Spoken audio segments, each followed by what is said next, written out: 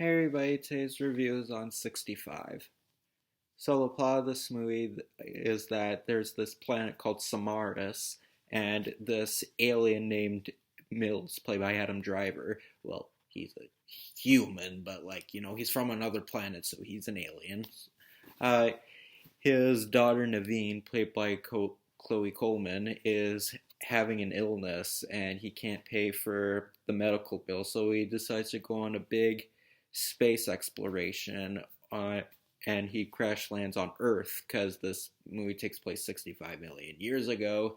He, encounters dinosaurs on Earth, and he finds this girl named Koa, who joins on his journey along the way, and he wants to help her return to her wherever she's from and keep her safe while facing off against dinosaurs.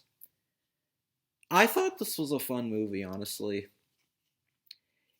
Is it a masterpiece? Of course not. But was it entertaining? Yeah, honestly, I had a lot of fun with it. It's super short though. For a sci-fi action movie, it was way too short. I was actually really invested within this movie because it actually was a lot of fun. I thought, and I really was entertained by it. It's definitely a very unique kind of film.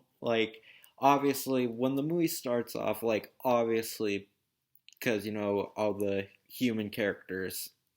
humans are on another planet. They didn't really make the planet look very unique and distinguishable. It just kind of looked like Earth, but I did kind of like how it was kind of interesting to not have the alien and main characters not look so weird. Like they made them look like humans. I guess that was kind of a risky move to pull. So I do kind of respect that they tried to do something like that.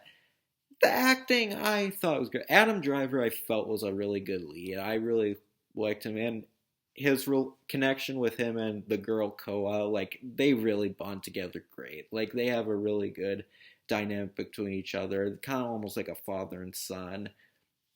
Koa doesn't really talk much though. It's kind of this movie is basically Logan and Stranger Things and every other of those stories. I don't know why there's so many stories these past few years about a guy who meets a quiet girl and then they form a bond and then she eventually starts to talk more. I don't know why. That's kind of a story that's really been happening lately, but I guess that's what happens in Hollywood. Stories try to cash in on each other.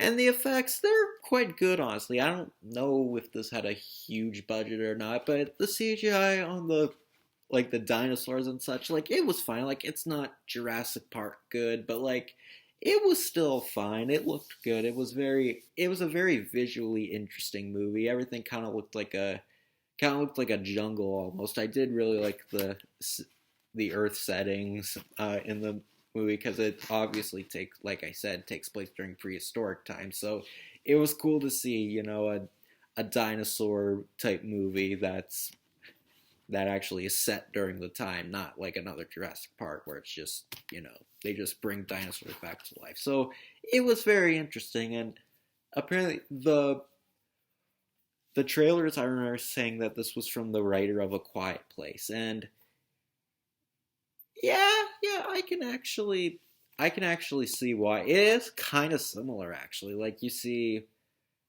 Uh, you see the two characters, you see the pilot and the girl Koa. They kind of have like I said, a father-daughter relationship dynamic between each other. So the whole time they're trying to hide and keep quiet. So yeah, lots of times it does really remind you of A Quiet Place, but it was still a fun film. Lots of good thrills. It didn't have any huge scale action. It wasn't super effects driven. I mean, it was in a lot of cases, but for the most part, you kind of mostly just see prehistoric jungles and lots of those kinds of settings. But it's a fun movie. If you really like to, I mean, I guess everybody likes dinosaurs. They're really cool. It's a real. If you like those kinds of movies, there'll be a lot of it you appreciate, and it's really cool to see. Like I said, we don't really get much. It's really hard to make a dinosaur movie that takes place, during when they were actually alive, not like I said, not do another Jurassic Park. So with the limited sources they had, it actually ended up being a pretty fun film. Like I said, it's not amazing. It's not. It won't win any awards or whatever. It won't be in my top 10. But honestly, it was, despite the fact that it was really awfully short, and it was. I thought it was still a fun experience, and it was a decent enough time to spend the afternoon. So yeah, I thought it was pretty worthwhile. I don't know if I'd watch it again often, but I found it pretty enjoyable, and that's all I wanted. So yeah, 65, if you're just really bored one day and are really desperate to see something, you can go see this. I think it's an okay enough film. So, yeah, 65, I thought it was pretty good. All right, and for the trailers I got Dungeons and Dragons Honor Among Thieves. This looks like it'll probably be fun. Even though I never played Dungeons and Dragons in my life, I'm sure I'll still probably be able to follow it fine. So I'm pretty interested to see how this is. In fact, this is coming out like next week, isn't it? Like that's kind of weird they're advertising it already still, but I guess whatever works. So yeah, Dungeons and Dragons, I'll probably see it. I got Guardians of the Galaxy Volume 3. Still don't care about this one. First one was quite good. Second one, nah. And the third one's probably just going to be the same thing, where they're trying to do the first movie all over again. And I think one of the reasons the first movie was actually good was that it had a co-writer. So the fact James Gunn actually, you can tell he had more create freedom with the second one with all the poop humor. But yeah, I don't care about this one, so whatever. Yeah, Guardians 3, it'll just happen. I got Rainfield. I probably might see this one. It's Nicolas Cage as a vampire. It's gotta be at least worth watching. It might not be good, but hey, at least, it's a Nicolas Cage movie. I mean, he can do some awful stuff. He can be a really bad actor and a lot of stuff, but like I said, Nicolas Cage, I think he's a really talented actor, even though he can have lots of bad performances in bad movies.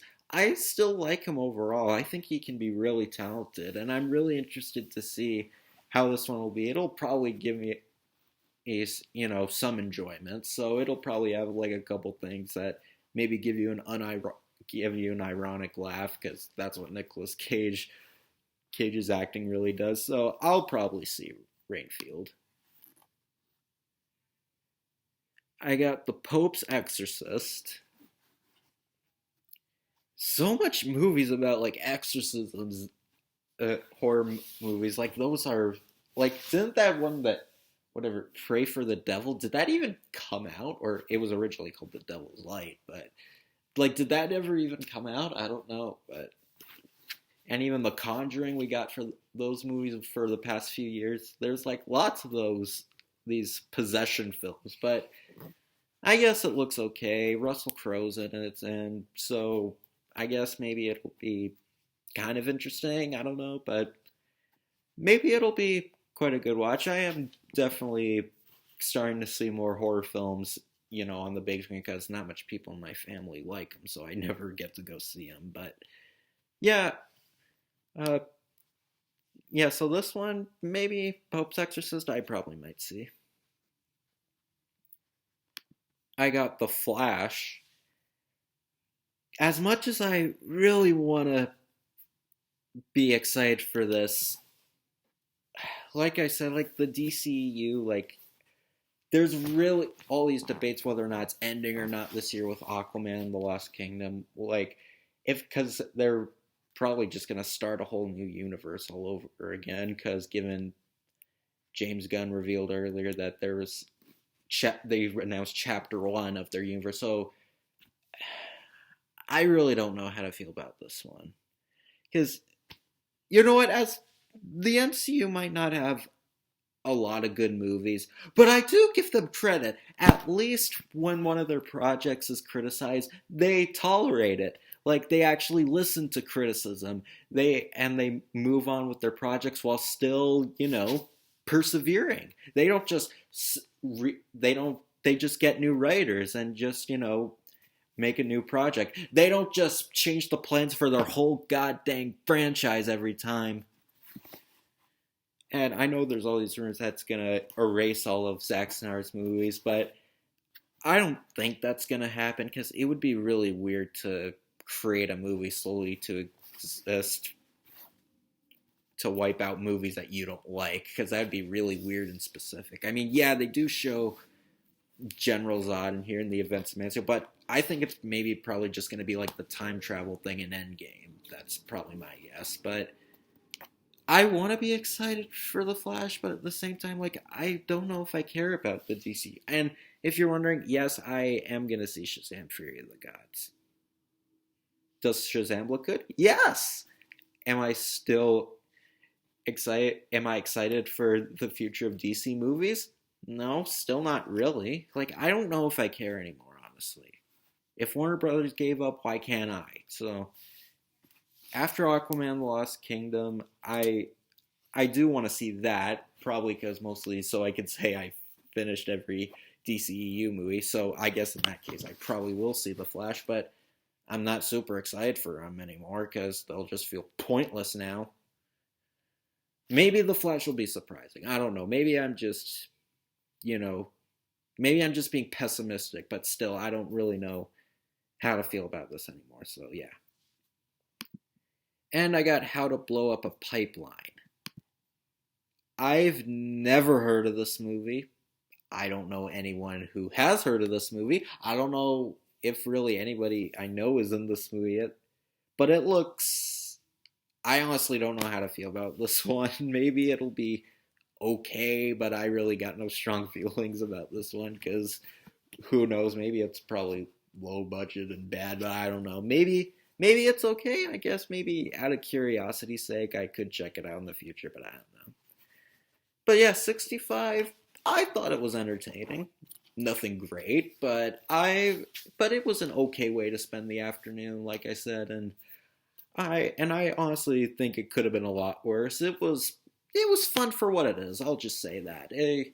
I think it's probably worth at least one watch, even if, the kind of the dinosaur aspect is really of movies is getting really old to you now after Jurassic Park. I guess that's understandable. So if that case, maybe you could just wait for a rental, but honestly, it's a pretty okay big screen experience. So I actually didn't think it was that bad. So yeah, 65, pretty decent film. I actually thought it was pretty good. So catch you later whenever I return.